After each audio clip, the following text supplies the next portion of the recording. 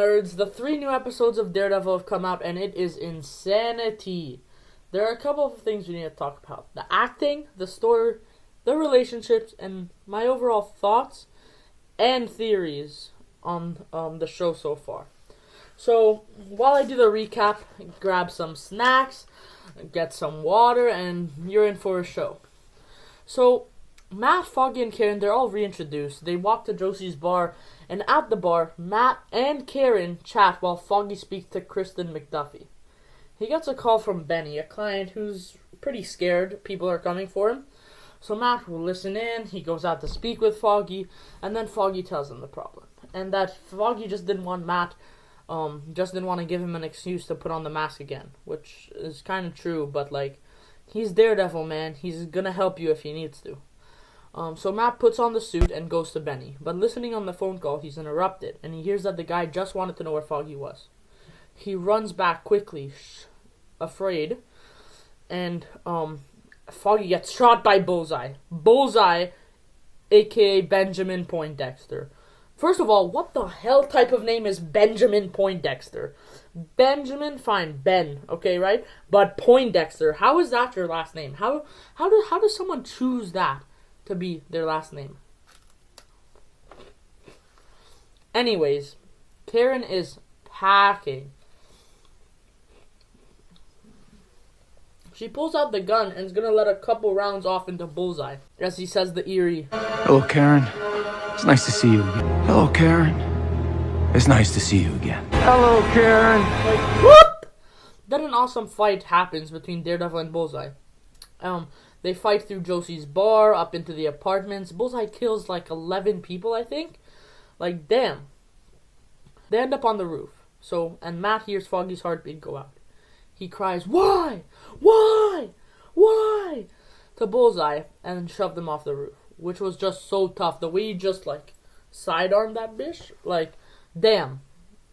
And so he drops the mask, and his distress is causing his senses to tune out, so he doesn't notice someone come up to the roof.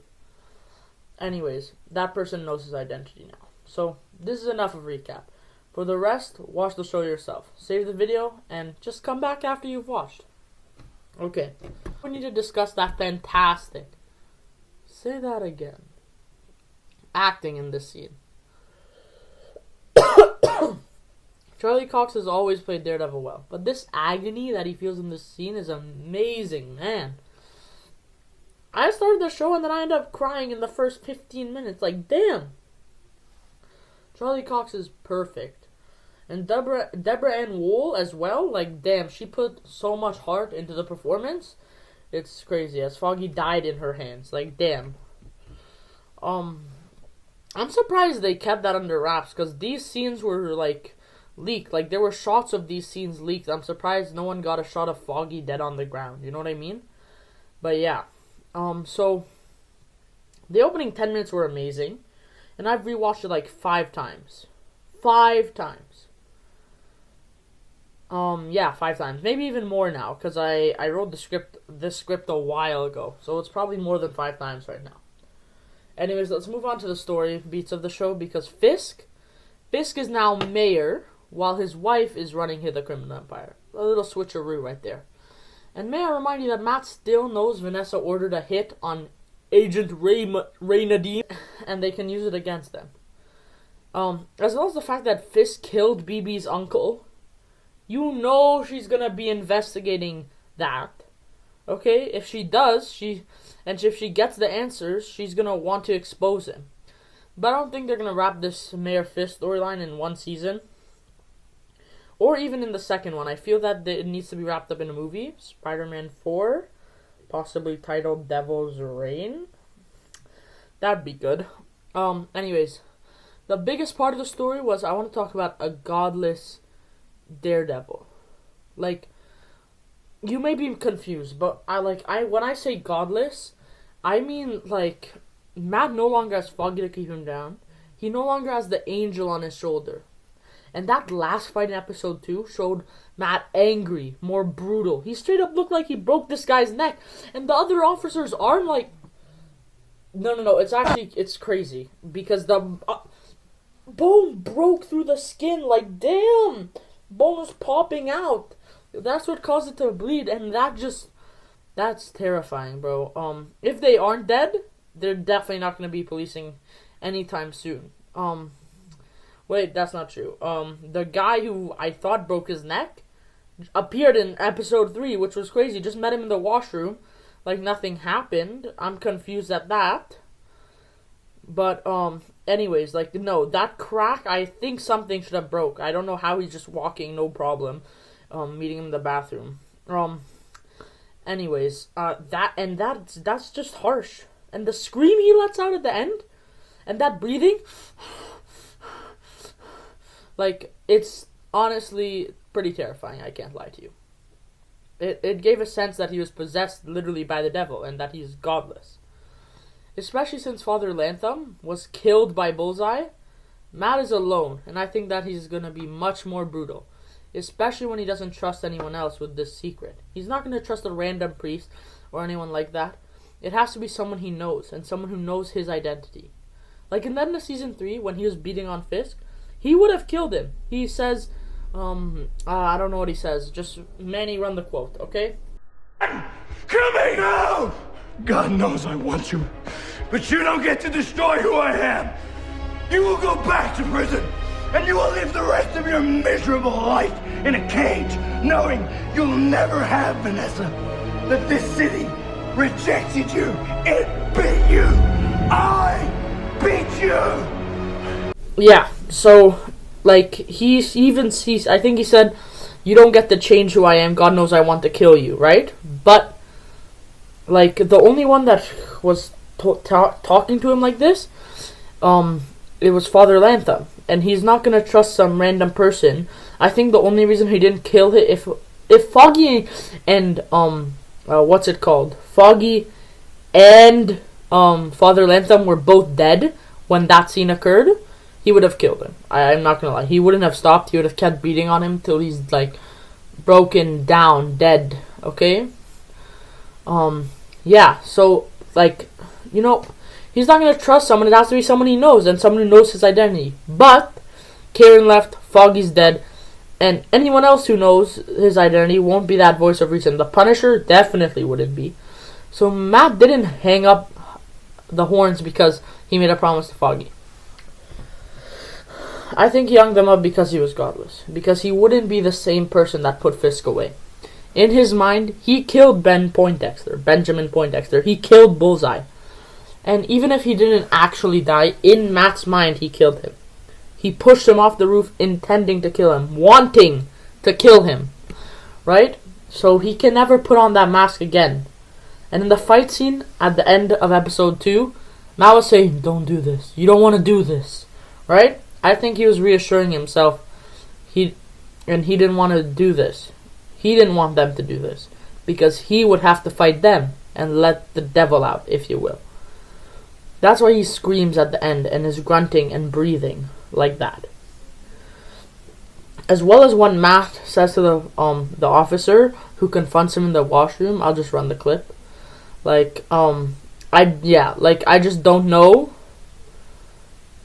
how. Like, Matt's mad, bro. That's insane. So, the Devil of Hell's Kitchen is back, and I believe that's why he goes to the Punisher. So, the Punisher can do, I believe that's why he goes to the Punisher. So, the Punisher can do what Matt can't bring himself to do.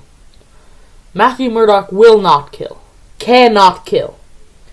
And he's not going to put on that Daredevil suit again in hopes that he doesn't kill. He doesn't want to kill, so he's not going to put on that suit. That's why he goes to the Punisher. But also, I think that, I think the Punisher is going to realize in episode 4, because after the Punisher cop killed White Tiger, I don't think that was, no way that was Frank. If you look at the vest, it looks different and everything, right? I'm going to talk more about that in the end of this video, but yeah, right? I think that Matt and his girlfriend are going to have a falling out when he puts back on the mask. And she's going to psychoanalyze him after finding out he is Daredevil. If she does. The show might go the route where she doesn't know, but I can see someone killing her to get at mask. The latest theory I've been on is that You know how there was a guy that asked her at the book signing if she has any available spots in her like therapist stuff, right? That's Muse. I'm 90% sure that's Muse. I'm 100% 90% sure that's Muse. And I can just see Matt finding out that's Muse and rushing to her, right? Like Matt finding out the kid is Muse on like a day, and he realizes that she has an appointment with him. And I think, you know how we get scenes of him in Muse's cave and stuff fighting Muse, and he's so angry and like yelling? I think that Muse kills his girlfriend. Matt cannot be happy, and Matt can definitely not be happy with some character named Heather, okay? It has to be a character we want him to be happy with. Karen, for example. Okay? So I just don't think that can be. Okay? But for Vanessa and Fisk, I can see them being more together. But becoming more together after the therapy and stuff. She's a full-fledged criminal now. So I can see her doing a lot of bad stuff. Honestly, she might have to be the one to send Bullseye to Foggy. She might have been the one to send Bullseye to Foggy. What am I saying? But I'll talk more about that later in the theories section of this video. BB and Fisk's relationship is also going to get interesting as well. I think BB will find out that Fisk was the one that killed her uncle. Or at least a criminal close to him killed her uncle. I can see Fisk offering her a job as a way to keep an eye on her. Because if Fisk ends up like realizing she's investigating her uncle's death, I think he's gonna offer a job so she can be in the office with him and he can keep an eye on her, right? Now let's move on to my theories, my favorite theories. So I personally think that a large crater, which Fisk personally fixes, was caused by Spider-Man, right? When he's like gets out of the car and like says, "I'm doing something about this. I'm starting." It's too large to just be a sinkhole. I believe we'll have more mentions of Spider-Man and other heroes. I also believe that when Matt finds out that a Punisher logo was on one of the Dirty Cops' arms, he'll go to the Punisher to ask for help. Like, you know, Muse? Honestly, my theory is that Muse, the guy, I can see them doing this. Muse is the guy he was, like, painting, right? The kid, right? So I think he is gonna ask Heather, his therapist, if he can talk to Matt, because he saw something that night, and that it wasn't a random person. It was someone wearing a Punisher logo. That's when I think Matt will go to Frank, right? So I think he'll go to the Punisher to ask for help. Or, like, I'd not ask for help. I think he'll go to Punisher to confront him. But I see that Fisk will reveal, like, not reveal, but he'll, like, initiate the anti-vigilante officers, right? He'll show them to the street, the world, to show that he's trying to help. So, he's gonna go to the Punisher and ask for help, Matt, right? And just to mention the ending, I don't think Frank's the one that killed the White Tiger. I believe it was one of the corrupt cops. I think since Matt represented him, Frank would believe he's really innocent. Wait, no, not Frank. I think since Matt represented him, he'd believe that Frank is really innocent, right? And if you look at the previous leaks of the corrupt Punisher cops, the vest the guy's wearing is closer to that than the one Frank wears in the leaks. Like, just look at them side by side right now. Also, Frank looks out of it in all the trailers, which has with what his speak with his beard and everything. I think he's just hiding out, staying away from everything. Now, last but not least, okay, the people went missing, right? I think White Tiger mentioned that. R.I.P. He will be missed. But I think those people that he mentioned that went missing are dead, right? They were killed by Muse. Muse's art is going to be put up on walls and buildings all over New York until it catches Fisk's team in the mayor's office. Fisk, I think, is going to assign that anti-vigilante task force to hunt down Muse, as he's been using body parts in more and more of his art, leaving what's left of the bodies at the scene. The Muse is going to be a haunting character. That I know for sure. Okay, right? again, I'm gonna reiterate what I said. So I think that Matt's girlfriend, is the therapist to Muse, and she's gonna try helping him. And there's confidentiality, right? She's probably gonna mention that he's been getting angrier and whatever, and he likes to make art. So he's gonna confess that he's been putting up graffiti on the walls. You know that Triggered? It said Triggered, and it was the Punisher's logo, and it said Triggered. So he did the stuff like that. He did the Fisk one, right? And he knows that Fisk isn't who he says he is. So, and since they're gonna get more art like that, going against Fisk Anti-Vigilance Task Force, he's gonna send the task force at Muse, right? Muse is gonna kill them all.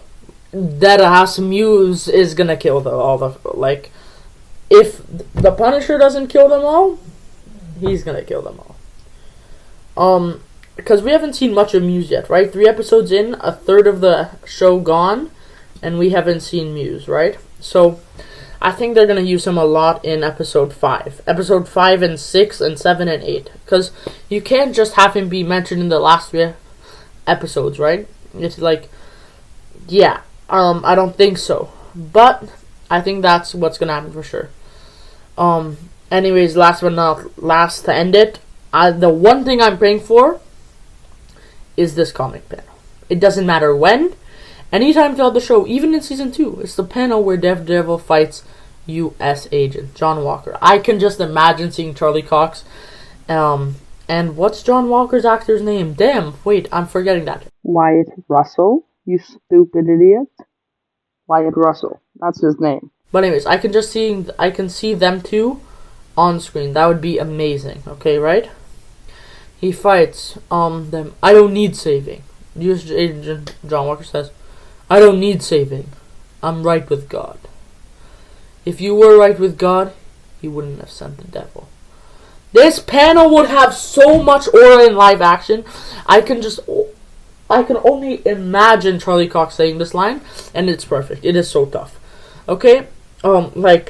Yeah, that's just, oh my gosh, that's tough. And as he turns out the light and his eyes are the only thing that's seen left, give it to me, right? Yeah. Yes. I want it. I really want it. Okay? And I can only say this recently. I've only gone into Daredevil recently, so I haven't read much of his comics yet. But I'm just in love with Matt Murdock. I'm in love. Wait, pause. Anyway, I can't wait for episode 4. It's gonna be so hype. If you stayed till the end, like and subscribe. I'd love to hear your theories down below. Like, comment, and subscribe, and I'll catch you guys next time. We love Daredevil. I'll make another video like this after episode 4. Drop your theories down below. See ya.